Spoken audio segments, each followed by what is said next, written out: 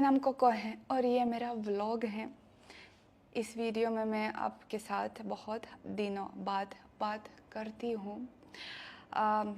सबसे अच्छी समाचार जो इन 3 या 4 महीनों में हुई, जैसे आप देख सकते हैं मैं शादीशुदा महिला, शादीशुदा व्यक्ति हूँ क्योंकि आप देख सकते हैं मेरा सिंदूर मेरे पति को अच्छा लगता है जब मैं हमेशा लगाती हूँ, तो मैं हमेशा लगाती हूँ और आप मुझे शादी शुभकामनाएं बोल सकते हैं। बाकी सारी चीज़ें बुरी थी मैं गई गायब सोशल मीडिया से क्योंकि मैं काफ़ी अवसाद से चल रही थी। अवसाद, मैंने ये शब्द गूगल ट्रांसलेट में देखा, शायद इसका शायद बोलते हैं। ऐसा हिस्सा ज़िंदगी का आ सकते हैं हर इंसान के साथ। मैं आपको बताऊंगी क्यों हुआ, सब कुछ नहीं बता सकती हूँ, लेकिन वैसे बताऊंगी और आपके साथ शेयर करूंगी। सब कुछ शुरू हुआ जब मैं आई इंडिया नववर्ष के बाद। शायद आपको याद है मेरे नववर्ष व्लॉग्स, जब मैं बहुत खुश थी मेरे परिवार के साथ। फिर जैसे को मुझे याद है 8 जनवरी की मेरी टिकट थी वापस इंडिया में आई और तब तक मेरे धर्मपति, ऐसे बोलते हैं, धर्मपति ने एक नया फ्लैट किराए पे लिया क्योंकि पहले हम कहीं और रहते थे, अभी दूसरे फ्लैट में किराया लिया और वो फ्लैट मुझे शुरुआत से अच्छा नहीं लगा, पता नहीं क्यों। फिर मेरा किसी से मिलने का मन नहीं था, किसी वजहों से मैंने खुद को लोगों से कैद कर दिया। वैसे शायद मैंने आपको बताया कभी मेरी पुरानी वीडियोस में कि मैं काफ़ी इंट्रोवर्ट इंसान हूँ जिसको खुद के साथ ही अच्छा लगता है। पर फिर भी मेरे कई दोस्त जिसके साथ मैं मिलती थी वैसे मैं कहीं घूमती थी, आपको पता है, सरोजनी नगर, ये मार्केट वो मार्केट, मगर मेरा बिल्कुल कहीं जाने का मन नहीं था। मैं बहुत मिस करती थी अपना देश और मैंने खुद को बोल सकते हैं कि कैद कर दिया। मैं सिर्फ जिम जाती थी वापस आती थी, जिम जाती थी वापस आती थी। फिर कुछ हुआ उस फ्लैट के साथ कि हमको उसको छोड़ना पड़ा और हमने दूसरा फ्लैट मेरे पति ने ढूंढ लिया और वो ज़्यादा अच्छा था। पर फिर भी मेरी हालत अच्छी नहीं हुई। मैं कई वजह हमेशा ढूंढती थी ताकि मैं बाहर काम निकलूं।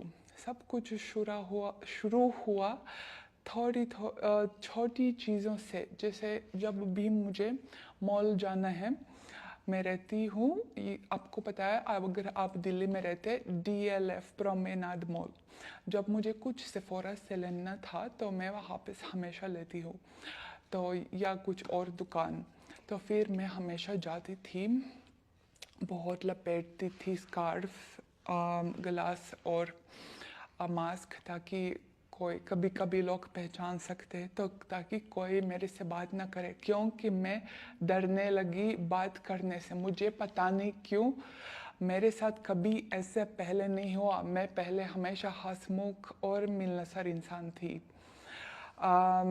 मैं ऐसे जाती थी। फिर मैंने ऐसे किया कि मैंने ऐप ढूंढ लिया और मैं बिल्कुल कहीं नहीं जाती थी। मैं सब कुछ मंगाती थी घर पे, जब भी मुझे कुछ चाहिए, कपड़े चाहिए, मिंत्रा, कुछ क्या और होता है, उर्बैनिक, स्किन केयर प्रोडक्ट चाहिए तो सेफोरा ऐप मैंने ढूंढ लिया, ज़ारा ऐप ढूंढ लिया और मैं सब कुछ ऑर्डर करती थी, ताकि मैं हमेशा ऐसे ढूंढती थी कोई रास्ता ताकि मैं कहीं ना जाऊँ, मतलब ताकि मेरे पास जाने की वजह नहीं होगी।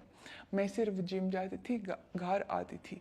मेरे पास बस जिम था जो मुझे जिंदा रखता था, और मेरा पति, उसके अलावा नहीं।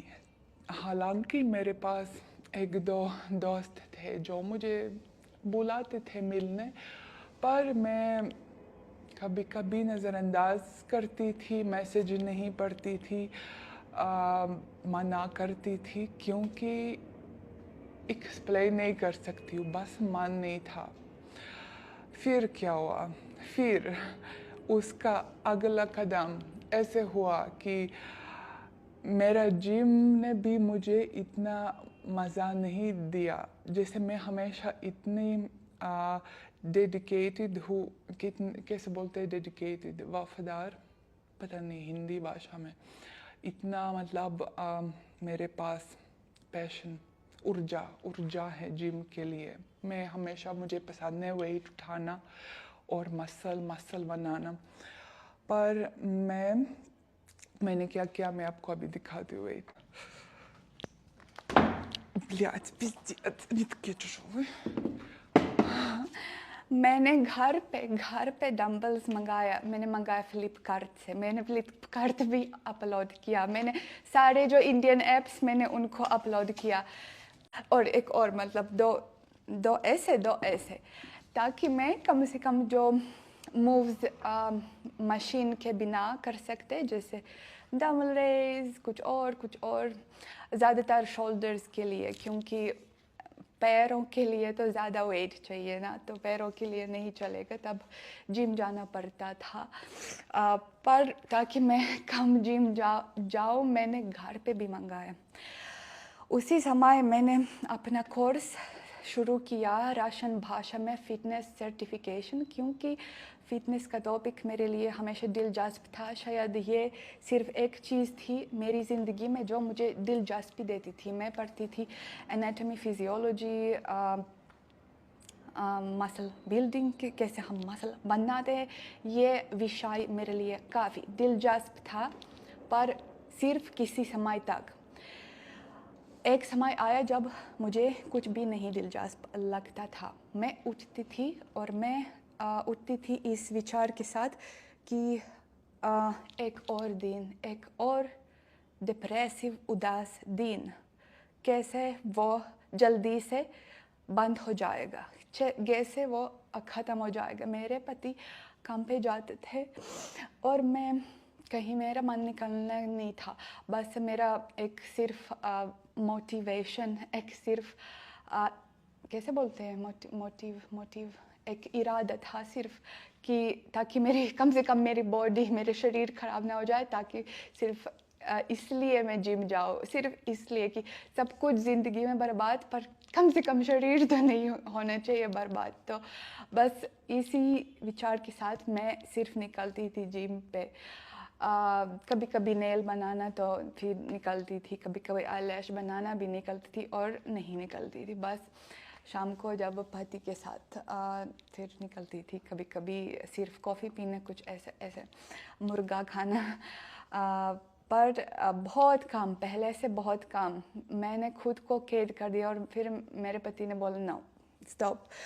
मेरा उसके साथ भी रिश्ता ऐसे होता था कि मैं बहुत गुस्सा हो जाती थी, नाराज़ हो जाती थी किसी वजह के बिना, और उसने बोला नो, नहीं, तुमको चाहिए कुछ, तुम जाओगे थेरेपिस्ट के पास। और सच में मेरे दोस्त, मैं आपको बताती हूँ, अगर कोई आप में से गुजारते इस हिस्से से, ज़िंदगी के हिस्से से, तो कभी कभी होते हैं कि खुद की ताकत से नहीं हो जाएगा कुछ आसान। थेरेपी ये है जिसने मुझे बाहर निकाला। थेरेपी और एंटी डिप्रेसेंट, मैं आपको सच बताती हूँ। फिर मुझे थोड़ा थोड़ा ज़िंदगी से दिलचस्पी आने लगी कि ओके, इतना उदास सब कुछ नहीं है, कुछ तो है ज़िंदगी में, कुछ तो है अच्छा, इस कमरे से बाहर भी निकलना चाहिए। और फिर मैं आपके मॉम के कॉल को भी नज़रअंदाज करती थी। मॉम के साथ मैं भी बात नहीं करती थी, हालांकि पहले हमेशा करती थी, बस मेरा किसी से बात करने का मन नहीं था। फिर थेरेपी के बाद मैंने किया कॉल, मैंने बात की और मेरी मॉम, मेरे पिता, मेरे माता ने मुझे सलाह दी कि मुझे अपने यूट्यूब शायद वापस करना चाहिए था, क्योंकि ये चीज़ थी जो मुझे मदद करती थी लोगों से संपर्क करने की, क्योंकि वैसे इंडिया में तो मेरे दोस्त काफ़ी कम है, मतलब ऑलमोस्ट सिर्फ मेरा पति और मैं किसी से नहीं मिलती हूँ यहाँ पे। और वैसे कैमरा के ज़रिए मैं लोगों से संपर्क करती हूँ, मुझे अच्छा लगता है। कई लोग आप में से मुझे बोलते हैं she is just doing for views, she is just using Indian audience for money. मैं आपको एक राज, अगर आपको पता नहीं था ये चीज़ कि 2022 से जब से रशिया यूक्रेन ये हालत हुई जो आपको पता है, तब से गूगल ने मना कर दिया रशियन सिटीजन्स, रशियन नागरिकता को, जो रशियन नागरिक लोग हैं उनको मना कर दिया गूगल एडसेंस अकाउंट खोलने से। हाँ, अगर आपको पता नहीं था, इसलिए मेरे चैनल में आपने कभी एड्स देखा? शायद नहीं देखा, क्योंकि मैंने एक भी डॉलर नहीं कमाया यूट्यूब से। मैंने बस इसलिए उसको रखा क्योंकि मुझे अच्छा लगता है बात करना, मुझे अच्छा लगता है लोगों से बात करना, बस मुझे अच्छा लगता है, क्योंकि इसके लिए मेरे दोस्त नहीं है। हाँ, मैं स्वीकार कर सकती हूँ कि मैं बहुत अकेलापन में हूँ कभी कभी, और ये वो चीज़ है जो मुझे ऊर्जा देती है और ज़िंदा रखता है।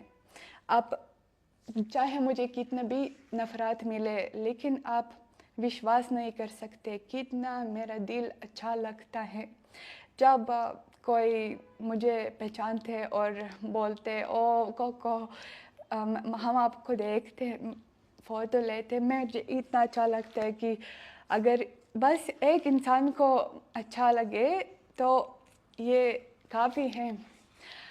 शायद आप समझते हैं, सॉरी अगर मेरा बात गलत सही नहीं है हिंदी भाषा में। आई होप, मुझे आशा है कि, मुझे उम्मीद है कि आप समझ गए जो मेरा मतलब था। अभी मैं वापस आना चाहती हूँ यूट्यूब पे और व्लॉग्स बनाना है अपनी ज़िंदगी के बारे में। अभी गर्मी आने वाली है, गर्मी बहुत, दिल्ली में, मैं दिल्ली में रहती हूँ जैसे आपको पता है, और मैं इस गर्मी को रशिया में गुजारना चाहती हूँ। और उसके बाद ज़्यादा